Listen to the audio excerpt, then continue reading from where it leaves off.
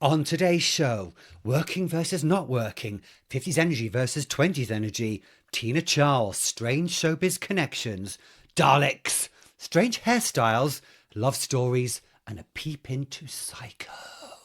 It's the Problematic Gazette. Hello, gazers. Hello, gazers. Welcome to the Gazette. It's the chance for us, your two favourite puffs for certain age, to chew the cud, put the world to rights, and just rest in our laurels and reflect what's happened in the last week. And sorry we've been away, haven't we, Dave? We have been away. Our work life, the jobs that pays the bills and the mortgage, kind of took over this week. And actually, why don't we just plough straight on into our first item? Because it's about this. Do it. I had to go into the office for 2 days this week. Oh, my God. Are you okay? Now, bearing in mind, my previous job as a director meant I'd set my alarm for 5:30, get in that car, be on set for 7 o'clock, bang, bang, bang, bang, bang, just relentless, like getting on a roller coaster at the beginning of the day and thrown off at the end, come back, go to bed, do it all again, 5 days or sometimes 6 days in a row.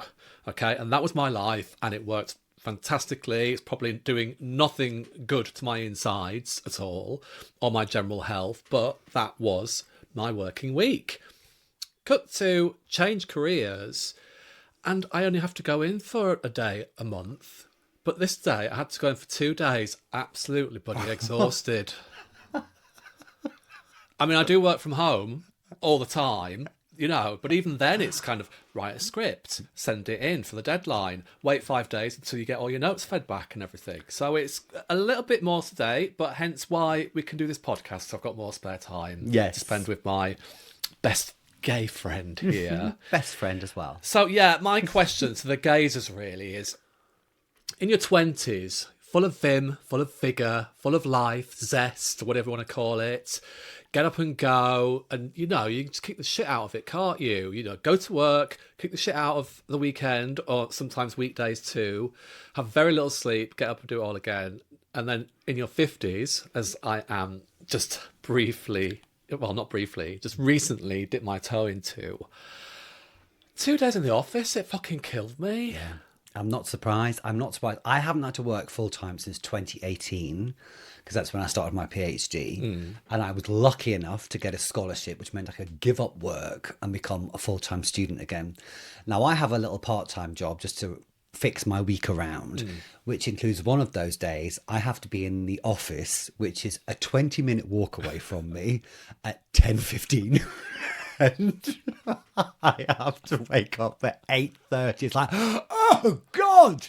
And I think I've had to get up early 3 times in the last maybe year. Yeah. Oh my God, I've had the sweats on with it. You don't sleep. I've had to put 2 alarms on. I used to be like up with dawn's crack, especially when spring kicks in. My summer body clock would kick in. I'd wake up at 6 o'clock full of the joys. Now, oh my God. I mean, I don't want to call myself a slob or a sloth or a slothy slob, but it's hard, isn't it? It's really hard, but do you know what? I mean, there might be gazers out there listening to this thinking, you fucking lazy bunch of idiots who are still doing that daily 9 to 5, etc., working hard on their feet all day, la la la la la, to which I say, I take my bloody hat off to you, and I bow to you. And also, there's a tendency for the generation above to beat down on the generation below, especially Gen Z.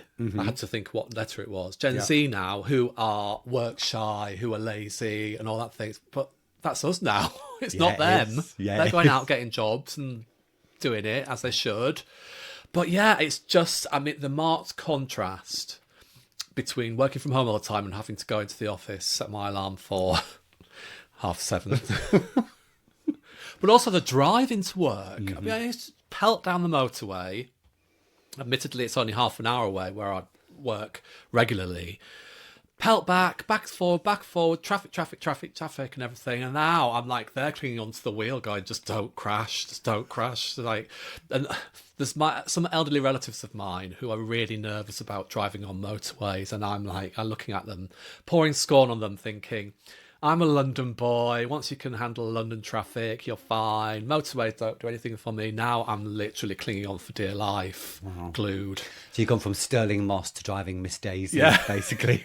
the space of 5 years. Yeah. Exactly. It's incredible, isn't it? Yeah. It's incredible how because I'd worked the 9 to 5 all of my life before 2018. And I thought, I'll never get out of this waking up early in that routine. Took me about 8 months, and then I was like, 10 o'clock, well, I get some work done, So, but getting back into it, the thought of it fills me with absolute fear. I don't think I could ever again. Don't do it, darling. Don't do it. We need do work-life balance. And actually, the young ones are going, well, hang on a second. 9 to 5 in an office, what for? And I totally agree with them. Anyway, we're really pissing off people who do have to do this every day. So let's just stop now. Including our ancestors. Yes. Who were damped pit till they were 60. Oh my God. My dad was a milkman. He was up every morning at 3:30. Yeah. Would work till 9:30, 10 o'clock, come in, have a couple of hours kip, do it every single day. Got 1 week off a year. Sorry, Dad. Sorry, Dad. Sorry, Mum. Sorry, Dad. Do you think we're just like millennials in 50-year-old old bodies? Yeah. That's what I'm saying. A millennium. We're young. We're young beyond our years, are they? We are young Honestly. at heart. Young at heart, and you're only as young as the boy you feel. And mine's currently 28, so Really? Is that our next item? No, it's not. Okay, let's move on. Crashing on. Okay. So I found something. So apologies, we missed a week, everybody. But Dave had to go to work for 2 days. Got to work for 2 days. I can't handle it. Can't hack it. What do you want? Blood. Exactly. Honestly, sweat and tears we do here. But anyway, we're back. We're back. Bigger than ever. With a vengeance. With a vengeance. Yes. I found a little interesting little showbiz connection thing out the other day. So, do you know, remember the episode we did on The Stud? Yes. And we talked about the soundtrack was done by a guy called Biddu. And Biddu was an Indian guy who'd come over to Britain, I can't remember, a couple of years before, but had by a really long, circuitous route. Anyway, he wrote Tina Charles's #1 single, I Love to Love. That Classic. I Love to Love. Yeah. Aye. And in the recording of that song, he sent Tina home with the backing track just so she could get it used to before she went in to record it the next day to her little flat in Streatham, where I live. And her boyfriend at the time was blown away by it, and her boyfriend was Trevor Horn. Oh. Yeah. And then he goes in and plays, I can't remember what instrument he played on the song, and that's when he got the bug about becoming a music producer, and then becomes one of the biggest music producers of the 1980s. So Trevor Horn is on I Love to Love, and it was like, wow, never knew that. It's like 6 degrees of separation. Honestly, Yes. it really is. And then her follow-up single, she's heavily pregnant, and that's little Trevor Horn baby on top of the pops. So how lovely, I thought. And apparently, when the song was such a success, they lived in a tiny flat in Streatham and got so many flowers, they were just like, I don't know what to do with them. So it's just the bath, the sinks everywhere were just filled with flowers. They didn't know what to do. And I thought that's a really sweet little snapshot of like the kind of amateur vibe of being a celebrity in 1976, you know? And that was one of the anthems of the long hot summer of 76, so... Well, it just goes to show you can have the tiny seed of an idea and you think no one might listen, but then you're propelled into the stratosphere of showbiz. Indeed. We're still waiting for that to happen, aren't we? It will, darling. Keep the faith. Keep the faith. Keep the faith, darling. I can't go back to my day job. Otherwise it'll be 5 days a week in an office. I can't go. I can't do it. I can't do it. Please, guys, as if you know anybody who think might benefit spiritually and emotionally from our podcasts, please tell them about us because our lives depend on it, really. Yes, they do. Our pensions do. Pensions do, yeah. Podcast is pension. Podcast is pension. Yeah. I used to know a Doctor Who actress from the 70s who said convention is pension. And it's true. Oh, no. Yeah. Well, shall we just skip our agenda because we've skirted around Doctor Who? You've got your tenor lady on. I've got your tenor lady on. Okay. Why don't you tell us about a small little bit of Doctor Who news that's been announced this week? I know everybody's bored shitless of me talking about Doctor Who, but I am a homosexual.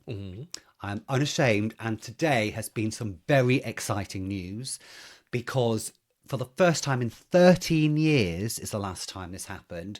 They found some missing Doctor Who episodes, and I sobbed this morning. Right. Okay. So before we go any further, why don't you just tell us about why a Doctor Who episode's missing? What's the whole story? Yes, it surprises a lot of people to know that the archives at BBC and ITV are very incomplete, because BBC and ITV policy was to junk old black and white shows, partly because in the 60s there's still a bit of sniffiness about TV. It's not seen as prestigious as theatre. It's not seen as prestigious as cinema.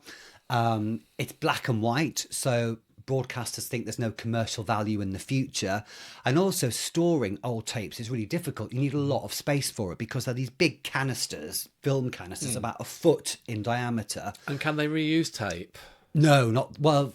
They can, I think, but they didn't. Right. So as a consequence, throughout the 70s and 80s, what the BBC and ITV do is they just start to destroy all these old TV shows from the 60s. So not only Doctor Who, but things like Dad's Army, Z-Cars, all these one-off shows. That was the week that was. Hancock's Half Hour are incomplete or have episodes missing because they were destroyed. Now, Doctor Who had until yesterday 95 episodes missing, and now it's only got 93 missing. Now, it sounds a lot, and it is a lot, but Doctor Who in the 60s was on TV 44 weeks a year. Wow. So, and Patrick Troughton's Doctor, the second Doctor, is the one who suffered the most from the cull. But it's astonishing, actually. The guys who went to the BBC archive in the 80s found like some seminal, really important stories about to be destroyed and rescued them. So, but the good thing about Doctor Who is because it was sold so wide internationally, you end up finding it in things like the cellar of a church hall in Nigeria, for example, because it was sold to the Commonwealth. One lovely hangover from Empire. Yeah.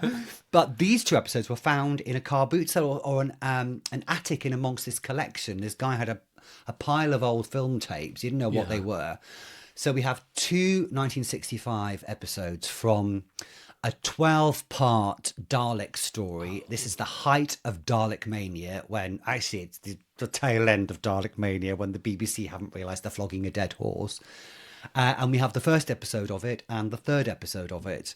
The second episode already exists, so we now have the first three episodes of the story now ready to go. That's amazing. Yeah. And the BBC are going to release them on the iPlayer for Easter. So I will be incommunicado for 50 minutes on Easter weekend. Well, that's really interesting that they're just releasing them for the license fee payer of the iPlayer, rather than trying to commercialise them. Yeah.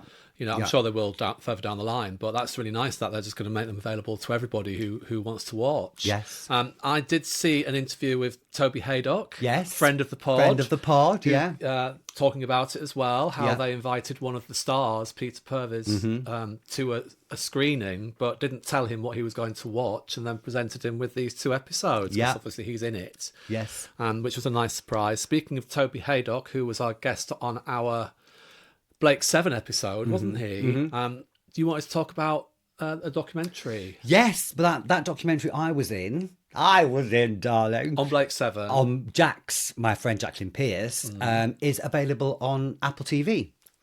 So if you type in Maximum Power, you can find the Jax documentary, and it's been nominated for a Royal Television Society Award. So very good news for Chris Chapman, the guy who directed it and put it all together.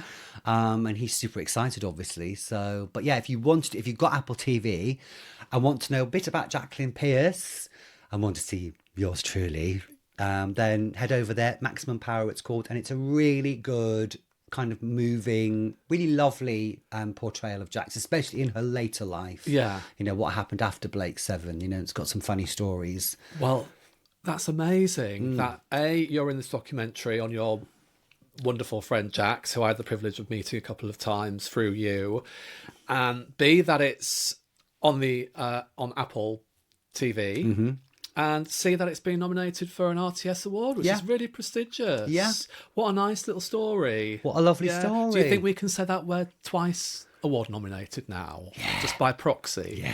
Yeah. Of course we can. Great.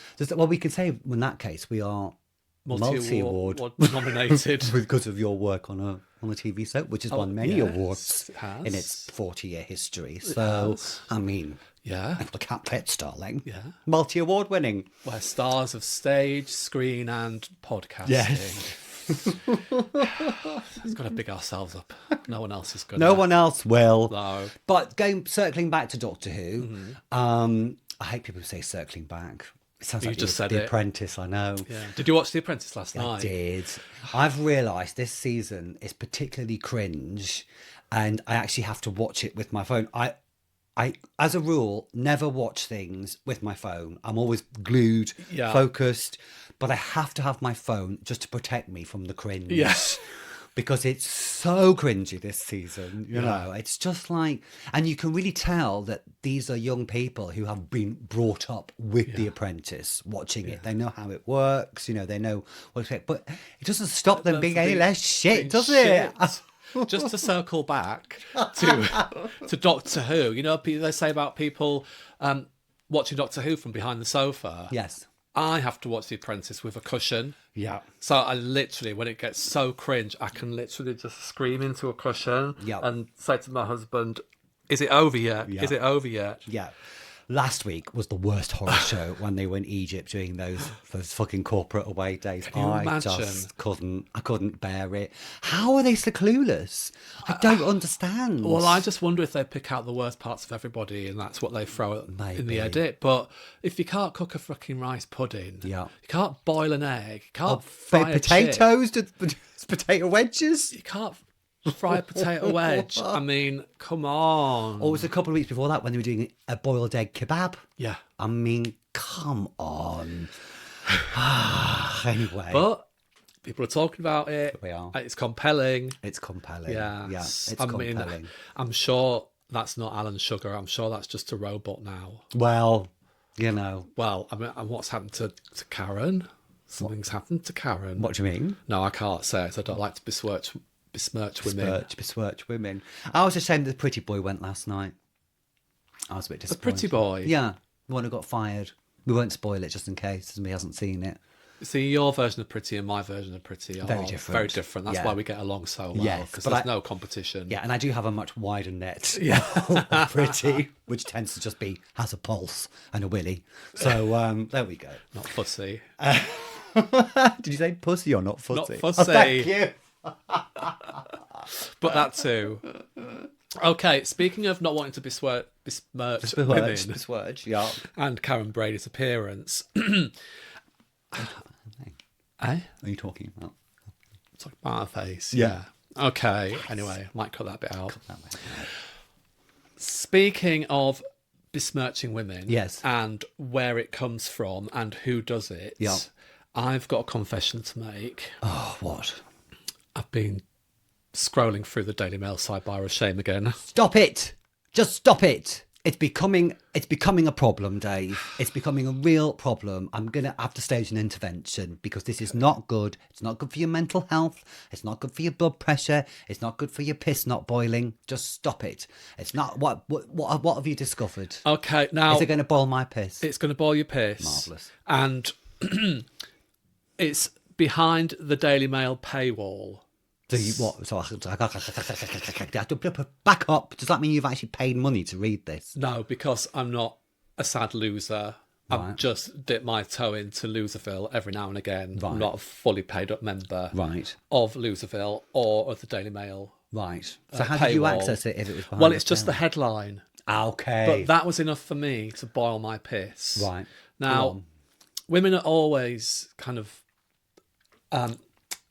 degraded on their looks, aren't they? There's a lot of attention paid on women and how you have to look and to essentially attract a male. Yes. It's the general consensus. Yes. But not only do men do this, women do it to other women too. Caught up by the patriarchy. Patriarchy expects them to do it as well. Yeah, so this headline just grabbed my attention for its absolute fucking ridiculousness. And it's only the headline because that's all I have, because I didn't click on the article, so I'm not paying for this fucking shit. Well done.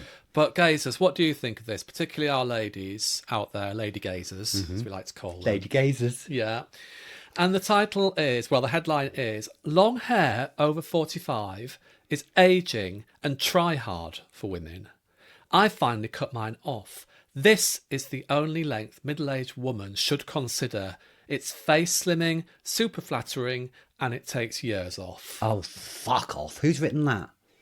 I'm not going to name the lady because we're not here to bash. Just read the We're not sentence. doxing people. Just said should, but what's the line that says should? This is the only length of hair middle-aged women should consider. Oh my God, what a lot to unpick in. So, ladies, if you're over 45 and you've got long hair, what the fuck are you playing at? Yeah, you're failing as a woman. Oh my God. You're never going to attract a man with long hair over 45. That's unbelievable, isn't it? It's so unbelievable. It's just something. I mean, and that is the moment where I think, Dave, come on, have a life. Yeah, just because you've been in the office for 2 days this week, don't think you could start scrolling through the Daily Mail. Yes, yeah. Go and, well, I mean, cleaning the toilet would be preferable to reading this shite. Absolutely. Wow. Ladies, wear your hair how you fucking want to. It's up to you.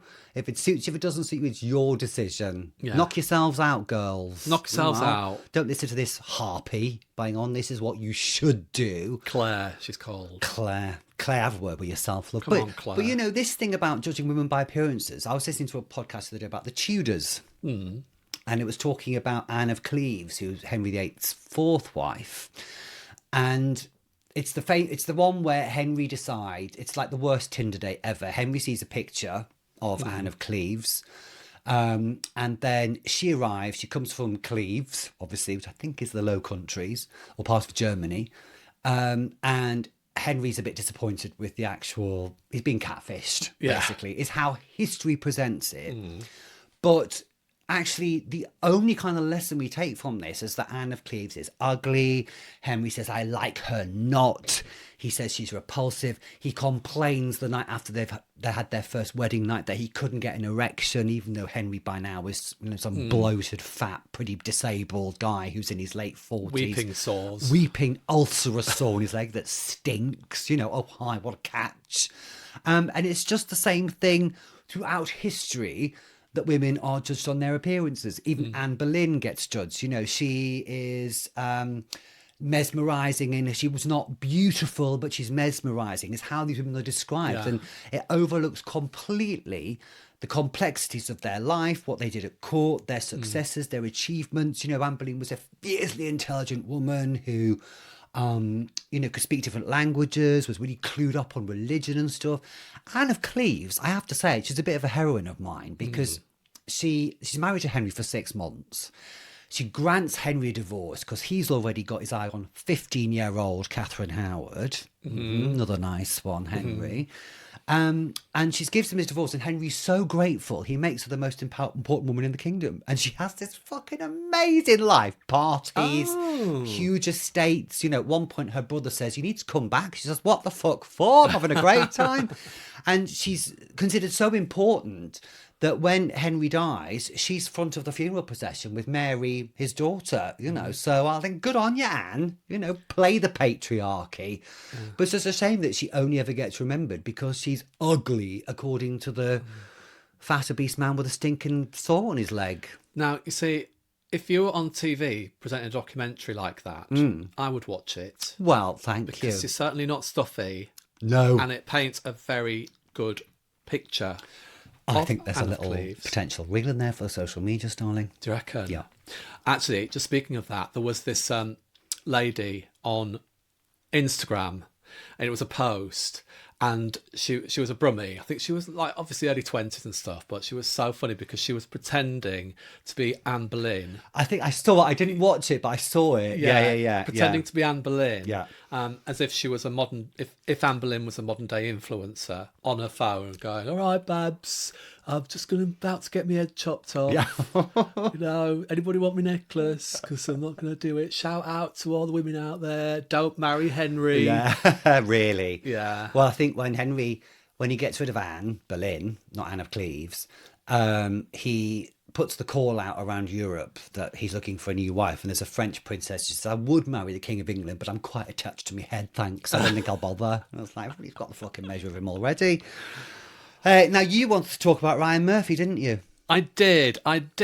So, I'm watching at the moment American Love Story. Right. The John F. Kennedy Jr. and Carolyn Bessette Kennedy story. Right. Now, for those who don't know, John F. Kennedy Jr. is the President Kennedy and Jackie O. Jackie Onassis is, well, Jackie Kennedy's then, Jackie Onassis' son. So John F. Kennedy Jr., around the 80s, he was the bachelor around town. Madonna dates him briefly, doesn't she? Very, very briefly, Yeah. until Jackie says, Don't go with that hoe. no. Yeah. So basically, I think it's a 6 or 7 or 8 part drama.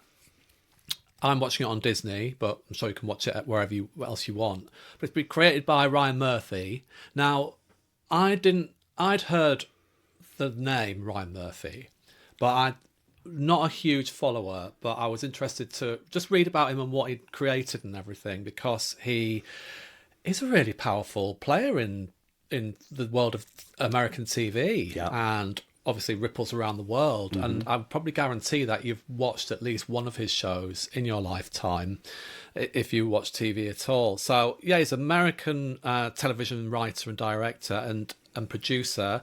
And some of his credits include Glee, Nip Tuck. Yes. Do you remember that? Yep. And the American Story kind of franchise. So it starts off American Horror Story. with American Horror Story, which is horror themed stories. Yes. Now, I've watched all of those. Yeah. I'm a huge fan of that. So I knew Ryan Murphy, because that's been going for like 13 years now, I think. Yeah, So, it was, since 2011. Yes. And then he did American Crime Story, which is kind of a spin-off. So they've done 3 of those, which is The People versus O.J. Simpson. Yes, which that is was very good. Very good one. The Assassination of Gianni Versace. Never saw it. Saw that one. That was really good. And also, which I thought was a brilliant series, was Impeachment. And it was the story of Bill Clinton and, primarily Monica Lewinsky and her story. Some Sarah Paulson was in it as well. Some amazing performances in that. Really good story, really good pacing. I would encourage our gazers to, if you're going to start on a Ryan Murphy and you've already seen Love Story, then go back to Impeachment. It's brilliant, especially if you're into American politics, which we're all forced to be at the moment, aren't we? Oh, God, but what are the days of innocence when President of the USA was only being done for possibly having a blowjob in his desk, by an intern? God, they seem such innocent days now, don't they? They do, yes. So, but Ryan Murphy has come in for a little bit of criticism and backlash, in particular for when he writes programs on real life people, which this John F. Kennedy and Jacqueline Pearce Kennedy Carolyn Pearce Kennedy is about, because he's often kind of accused of accentuating real life people or heightening real life people or giving them a character which isn't necessarily associated with them in real life. So in this latest one, which is the JFK story, Daryl Hannah very publicly went out with John F. Kennedy Jr. before he went on to marry Carolyn Pearce. And she's in this, obviously a different actress playing her. And Jacqueline and Daryl Hannah's come out and saying that her portrayal was inaccurate and misogynistic, and that fictional scenes about her were untrue. So she's really gone in hard on him, saying, these are real people, they're still alive. Well, this is what Olivia de Havilland did, Yeah. because he also did Feud, which was about Betty Davis and Joan Crawford. And he went into that saying, we're not going to retread the old stories of Betty Davis and Joan Crawford and their feud, which was mainly a media manipulated thing anyway, and then proceeded to then go and make a story all about their feud. But Olivia de Havilland, I think, took him to court because she said, because she was still alive, and she was like, you've completely misrepresented. She's like 98 at the time, I think. You've completely misrepresented everything that happened and the people we were. And I think, oh, good on you, Livy. Yeah. And I mean, you can understand why anybody would not want their character besmirched, especially, you know, if you've got a public persona to project anyway or to protect. Which makes me think, you know, in this American Love Story, if he went on to do Madonna and Sean Penn, he wouldn't be able to get away with it. No, God, because no. both Madonna and Sean Penn would come down on him like a ton of Sue bricks. the arse off him. Yeah. Absolutely. But it does. You're right. But think of The Crown. Yeah. You know, in the more recent series, you know, that was still dealing with people who are still very much alive. And all those viewers who watch that thinking this is gospel. Yeah. And I also think he's been criticised for the kind of, because he did that Jeffrey Dahmer's show, didn't Yes. he? And he almost kind of fetishised Dahmer in that, when Dahmer was a fucking monster. Yeah. You know, there's absolutely no redeeming qualities. He could say, oh, well, he kept fish very well. He liked animals, you know, when he wasn't splitting them open to try and work out how they worked. But what does that gain, you know? Why would you have a very pretty boy playing? It's that whole weird thing, just to diverge slightly, about weird thing about fetishizing serial killers and ugly men like Ted Bundy, you know, same thing. But yeah, it's an odd one, isn't it? And this, go on. Well, it happens a lot, that, doesn't it? You know, like, say, for example, Ted Bundy, got Zac Efron to play him. Yeah. Andrew Cunanan, I think he was called, who murdered Gianni Versace, was portrayed by, I can't remember his name now. Somebody pretty. Somebody pretty. Yes. Yes. Yeah. So, yeah, it's weird, isn't it? Because it kind of draws you in and you're meant to almost root for these people because of the pretty privilege, etc. It's like, oh, you're hot. So, but actually going back to the John F. Kennedy Jr. story, the guy who plays John F. Kennedy Jr. is very hot. Well, John F. Kennedy Jr. was really hot. Yeah. He was gorgeous. But this all goes into the New York socialite scene of the early 90s. And what I find particularly disturbing about this is that it's a period drama that you and me lived through. It's like 1992 to 1995, but that's 31 years ago now. Yes, it is. And it's considered to be a period drama. Yes, it and is. what's really good about this is the music in it. It's great. It's all the stuff that we were out clubbing to, all the big hits and stuff. And it's shot in a way that it looks very, the design-wise, very 1992. I mean, there's no mobile phones as yet. Yes. Or they come into their infancy later on. But that just whole thing of, okay, so you call to meet somebody, or you arrange to meet somebody in the park at 3:00, and if you don't make it, you can't call them and say, "Oh, I'm not going to make it, I'm afraid." No. So- Another person stands there for half an hour Yeah. going, and then slopes off home really Yeah. disappointed. Yeah. It's mad, isn't it, when you think about it? Yeah, really fun. Really, but actually, the love story thing with the JFK thing is really fun. Right. I'm really enjoying it. Yeah. Daryl Hannah isn't, unfortunately. No. And JFK's nephew's Jack Schlossberg has also criticised Murphy online of the series, calling it exploitative. And then Murphy himself said the comments from Jack Schlossberg led to threats against him and his family. Right. So the debate rumbles on. And that's the new kind of angle of this, isn't it? That now if you get pushback, there'll be some fucking crazy person online who threatens to kill you. I mean, God, can we just go back to the 90s, please? Yes, please. Yeah. Yeah. To our 9 to 5s. No, okay, let's stay here. What a work-life balance, thank you.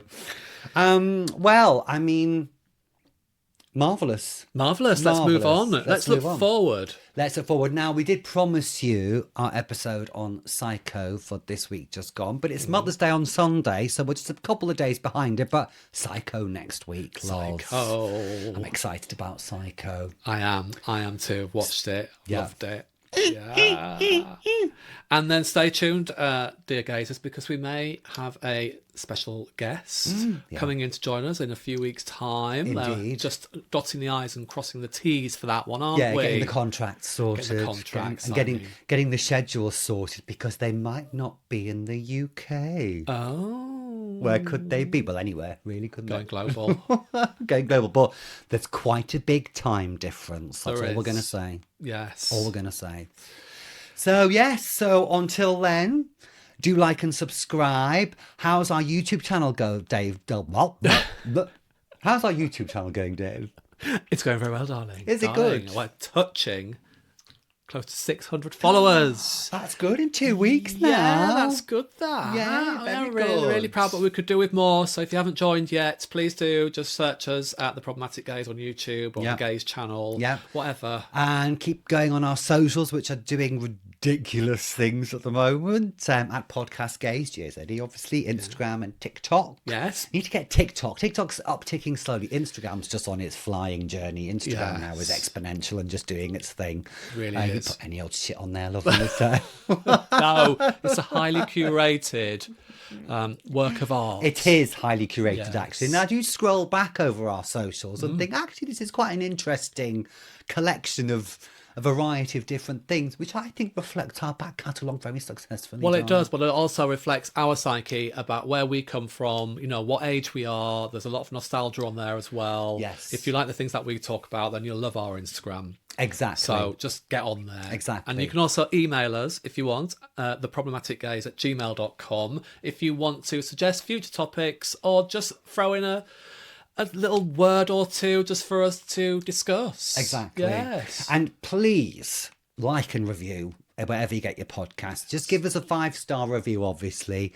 If you want to leave a comment, perfect. Obviously, if it's a good one, as we've said before, if it's shit, we'll hunt you down and kill you. Yeah. We have killed that person who said load of waffle Yeah. last time. Award-winning waffle. Yeah, thank you. Word worked out where he lived. Yeah. He's wearing concrete boots at the bottom of the River Wye. Yes. Sorry, shouldn't have said that. So until next week, darlings, gazers, Until Psycho. au revoir. Au revoir.